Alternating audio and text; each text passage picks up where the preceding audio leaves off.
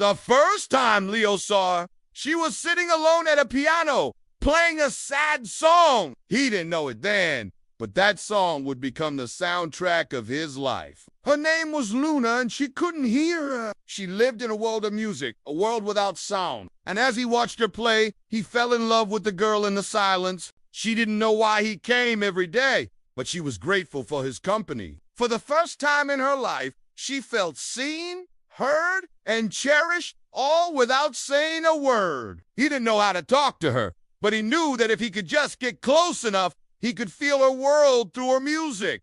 At first, she was hesitant, but then she started to write down the songs that filled her head. It was like he was reaching out to her, but she was always just out of reach. Day after day, he gave her his love, his time, his everything, but he never received anything in return. He became her voice, her interpreter between the two of them. He was everything she had ever wanted, everything she had ever dreamed of. And in his arms, she found the happiness she had always longed for. One day, someone new entered her life, someone who could give her the world she desired, someone who could make her laugh, make her smile, make her feel alive. He was everything. Leah wasn't loud, boisterous, full of life. The music that had brought them together was now tearing them apart. In the end, all that was left was the music, the girl who couldn't hear, and the boy who loved her in silence.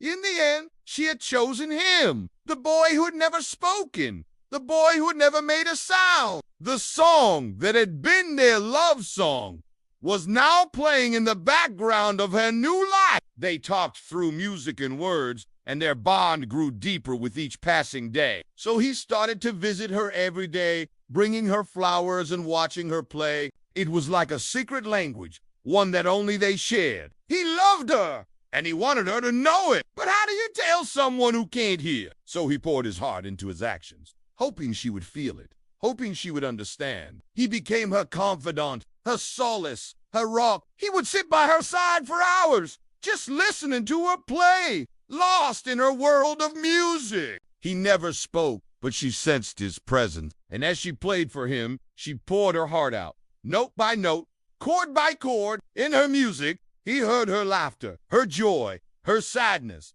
her pain. And she, in turn, found solace in his presence. He started to take her to concerts, to art galleries, to places where she could experience the world in all its glory. And she, in turn, showed him the beauty in the silence, the poetry in the stillness, the music in the quiet. One day, he brought her a notebook and a pen. He wanted to do more, to give her the world she couldn't hear. But as their bond deepened, so did the feelings in his heart. He took care of her, cherished her, loved her, every chance he got. But she remained oblivious, lost in her own world of music. He started to feel like Sisyphus, condemned to repeat the same actions over and over again, hoping for a different result. And in the silence, his heart broke a little more each time. She gravitated towards him like a moth to a flame, drawn to his energy, his enthusiasm, his passion. As they danced together, as they laughed together, as they loved each other, he knew he had lost her. And as he watched them from afar,